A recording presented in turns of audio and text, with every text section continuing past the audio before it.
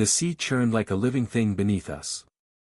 The salt stung my eyes, and every man around me gripped his rifle like it was a lifeline. I knew the moment we hit that sand, chaos would consume us. And yet, there was no thought of retreat. We were Americans. We were the first wave at Omaha Beach, and history was watching. I'm Captain Joe Dawson, Company G, 16th Infantry Regiment, 1st Infantry Division, the Big Red One. Months of training, briefings, and rehearsals had brought us here, but nothing could prepare a man for the reality of D-Day. It was June 6, 1944.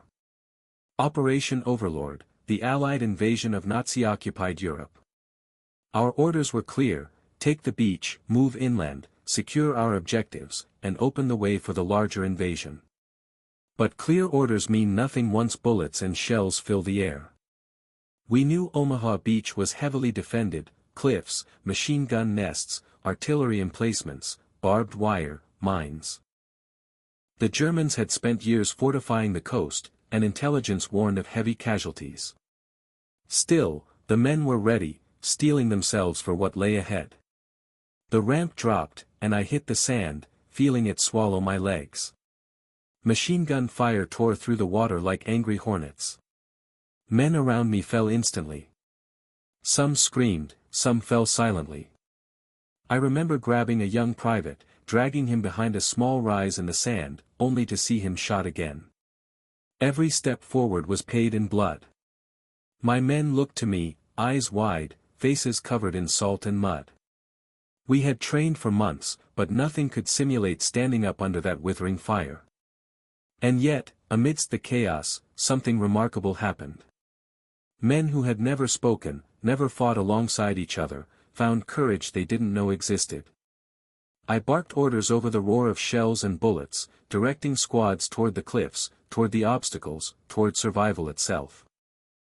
I remember the smell of gunpowder, the cries of the wounded, the rhythm of artillery pounding the beach. Time seemed elastic, minutes stretched into hours. And in that storm, leadership wasn't a choice, it was survival. Our objective was a small ridge beyond the beach, one that commanded the coastline. German artillery had it sighted perfectly, and crossing open sand was a death sentence. But retreat was not an option. I led a squad across the beach, signaling men to suppress enemy positions while others moved forward.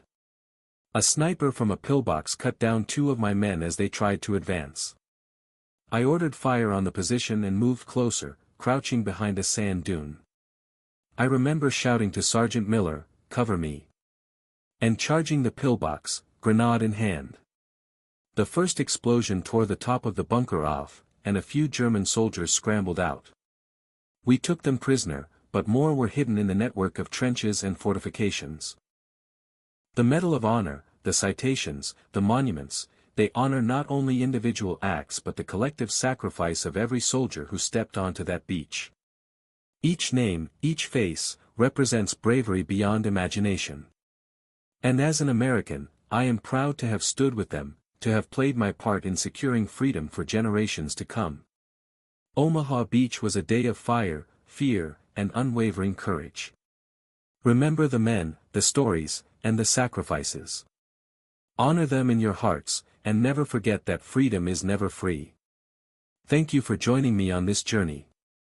To learn more about the heroes of D-Day and their stories, subscribe and explore the history that shaped our world.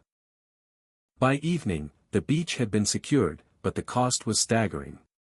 Thousands of Americans lay wounded or dead.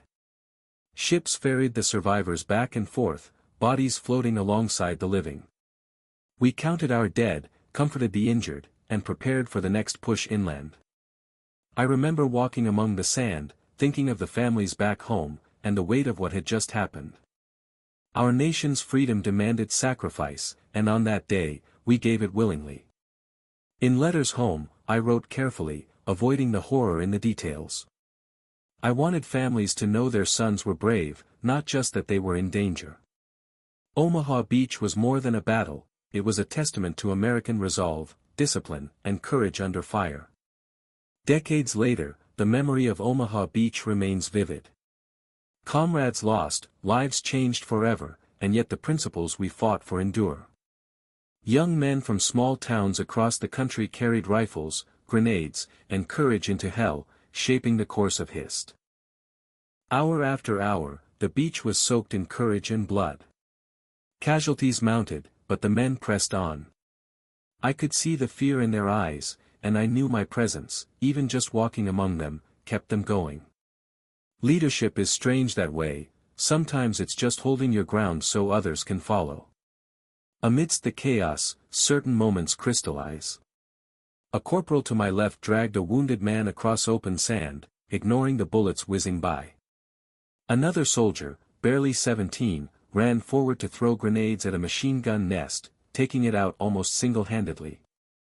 These are the stories that would later fill reports and citations.